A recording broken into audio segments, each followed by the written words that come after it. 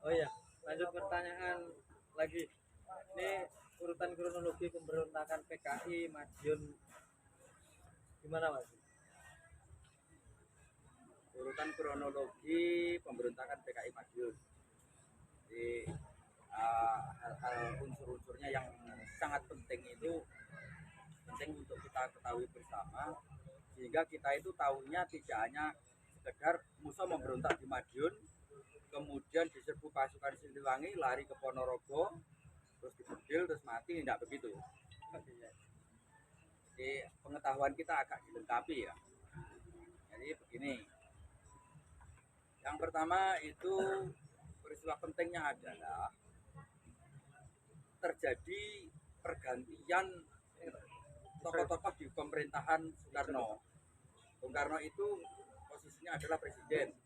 Nah, Bung Karno itu posisinya presiden alias kepala negara. Di bawahnya itu adalah kepala pemerintahan alias perdana menteri. Perdana menteri ini nanti membawahi menteri-menteri, membawahi menteri pertahanan, menteri kehakiman, menteri sosial, menteri kebudayaan, menteri pendidikan, menteri ekonomi, kayak begitu gitu. Jadi sampai di sini ada 3 lapis di tahun 1948. Nah, itu kejadian pentingnya dari sini nih. Kepala pemerintahan alias bawahannya Pak Karno ini ganti. Gitu. Nah, pada masa ini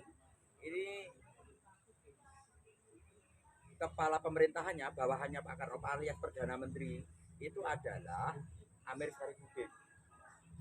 Nah, Amir Syarifuddin, terus di bawahnya itu menteri Amir Syarifuddin sebagai perdana menteri sekaligus menjabat sebagai menteri pertahanan. Menteri pertahanan ini membawahi yang sekarang jadi TNI. Kalau dulu di TNI itu alias ABRI itu di bawah menteri pertahanan. Kalau sekarang kan badan sendiri. Kalau dulu di bawah menteri pertahanan. Nah, ini Amir Syarifuddin ini gara-garanya dicopot. Dicopot oleh presiden. Dicopot oleh presiden. Diganti Bung Hatta. Nah, pencopotan ini terjadi tahun 1947 bulan November. November, Desember, Januari. 47 akhir. Amir Syarifuddin ini dicopot oleh Pak Karno, diganti Bung Hatta. Nah, istilahnya yang populer di masa Amir Syarifuddin jadi Perdana Menteri ini, Perdana Menteri itu yang punya wewenang untuk mengangkat siapa saja orang jadi menteri-menteri itu Perdana Menteri, bukan presiden wilayah. Itu. Jadi dulu itu begitu. Kayak raja ya. Kayak kalau di Majapahit kayak Gajah Mada. Ayam Muruk Gajah Mada terus membawa ini. Nah, di masa ini begitu. Lah Amir Syarifuddin ini dicopot oleh Pak Karno sebagai Perdana Menteri tahun bulan November tahun 1947. Apa masalahnya? Sebab Amir Syarifuddin ini gagal berunding dengan pihak Belanda di perjanjian Renville.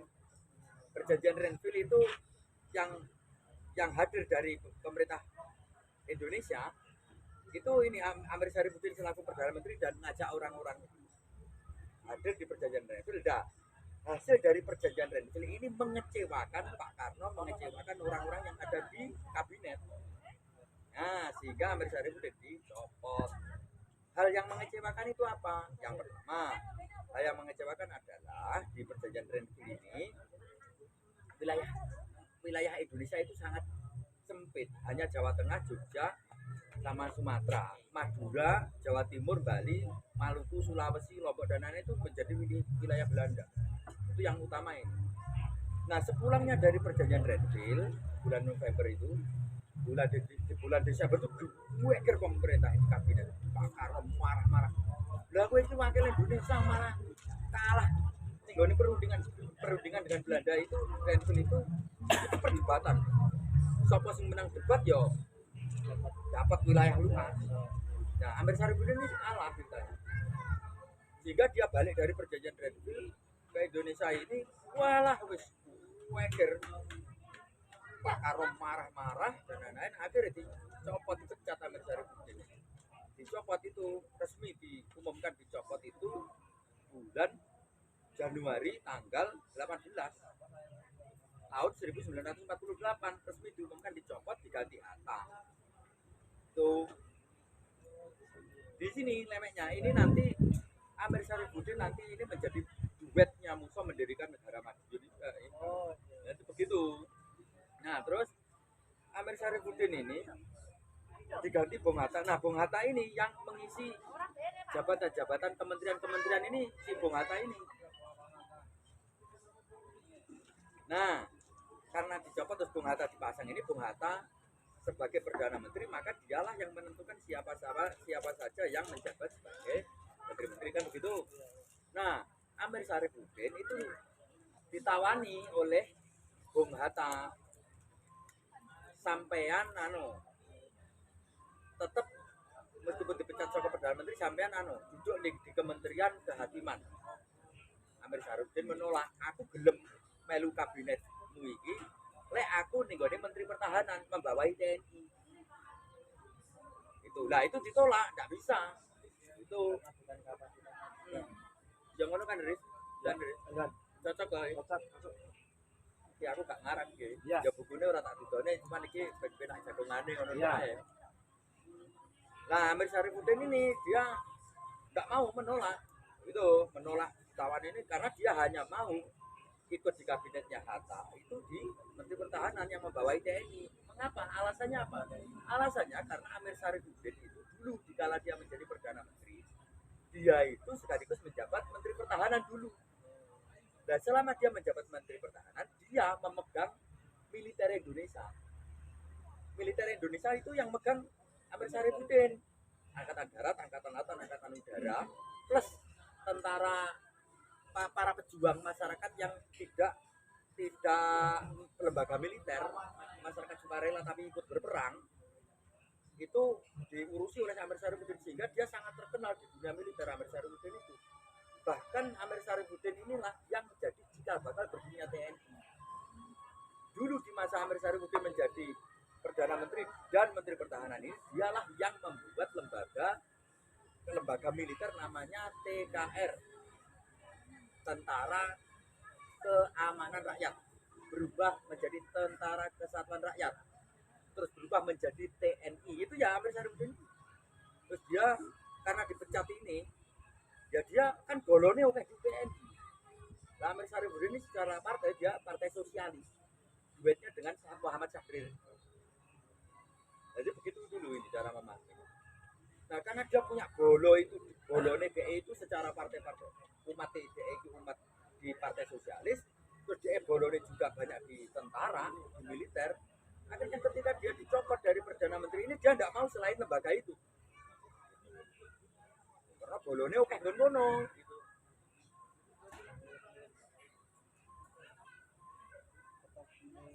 Masa-masa sekarang juga ya. Nah ya, bahkan lebih panas situasinya pada masa itu. Nah terus kemudian Amir Syarifuddin ini kan tidak mau. Terus Bung Hatta itu ya dia tidak bisa menempatkan Amir Syarifuddin di Menteri Pertahanan, itu tidak bisa. Maunya Bung Hatta ya orang lain.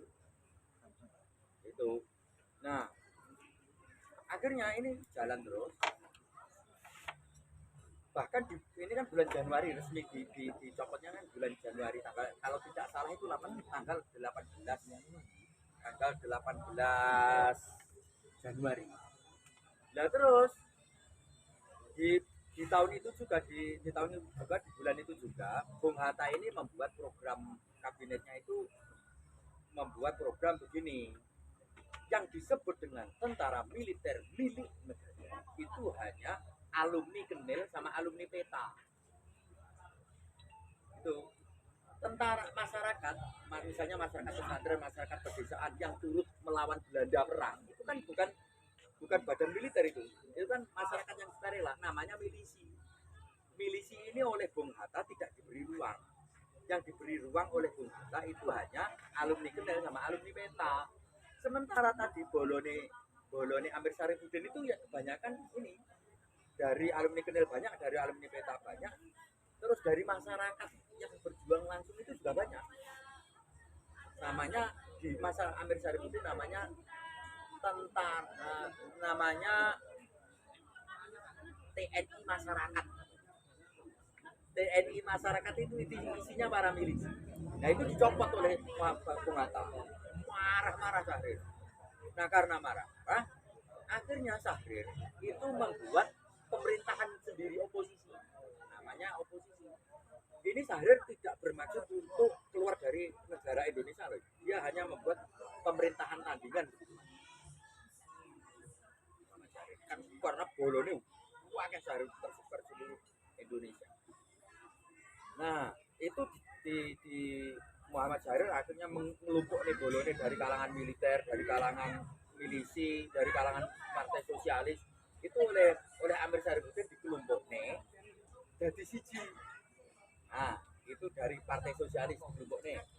Dari alumni Kenil, alumni Peta, dari TNI masyarakat. Itu dikelompok nih dijenengi FDR. Front Demokrasi Rakyat. Nah, ini FDR. Itu FDR itu merek ban loh. Iki jeneng federal. Iki jeneng kumpulan-kumpulan iki memang kelompok ini tadi siji oleh Syahrir di Solo. Namanya FDR. Syahrir apa? Amir oleh Amir Syarifuddin. Tadi Amir ya? Amir Syarifuddin. Ya, gitu. Amir Syarifuddin bukan Syahrir. Aku mang muni piye? Syahrir. Oh, salah. Bukan Syahrir, Amir Syarifuddin. Yang bikin pemeran pertandingan. Amir Syarifuddin. Amir Syarifuddin bukan Syahrir. Lah terus sementara begini ini si kelompoknya Amir Syarifuddin ini terus melakukan membuat program-program begitu, kabinetnya Hatta juga membuat program-program begitu. Pusat pemerintahnya di masa ini Soekarno dan Hatta ini pusat pemerintahnya di Jogja karena terusir dari Jakarta. Kan perjanjian Renville. Yeah. Jakarta kan milik Belanda, harus terusir dari sana. Pusat pemerintahan itu di Keraton Jogja. Gitu. Kan wilayahnya RI kan Jawa Tengah sama Jogja. Sehingga kan semua harus menumpuk di situ. Di luar itu wilayahnya Belanda. Makanya pusat pemerintahan tidak di Jakarta, pusat pemerintahan ya di Jogja. Nunut numpang nih gone HB Songo. No. Itulah. Terus yang dijadikan Menteri Pertahanan oleh Bung Hatta itu ini HB9. Oh, iya. HB9. HB9. Nah, ini Amir Syarifuddin mau marah-marah bikin program sendiri. Gitu. Terus membuat kerusuhan-kerusuhan. Wong jadi TNI ini terbelah jadi dua, ada yang pro Hatta, ada yang pro Amir Syarifuddin. Sehingga terus ini perang. Ini perang. Oh iya. Terjadi perperangannya itu di Sukoharjo, Surakarta ini. Jawa Tengah. Jawa Tengah ini. Nah itu perang gitu, konflik terus sampai kabinetnya Hatta itu dirusui, program-programnya Hatta itu tidak jalan, macet wes. Soko segi ekonomi ini Amir Syarifuddin ini juga menggerakkan dari umatnya yang partai sosialis tadi loh. Ya, ini kan kelompok orang-orang buruh ini. Orang-orang buruh itu disuruh oleh Amir Syarifuddin disuruh mogok kerja sampai 1 bulan. Wah kan ekonomi itu amblek, krono ora enek wong nyambut gawe. Sementara TNI ini Amir Syarifuddin nukari TNI ini Hatta. Wah kan ini piye iki? Waco iki. Ini Januari, Februari, Maret, April, Mei, Juni, Juli ini begini ini kondisinya. Waco. Di semuanya umat-umat partai sosial, anggota partai sosialis dimanapun berada di Kabupaten Madiun, Magetan, Ngawi, Kediri, Nganjuk, macam-macam itu semuanya menjadi oposisi pemerintah sesuai apa instruksinya ketua partai Amir itu. Nah, singkatnya begitu kan? Iya.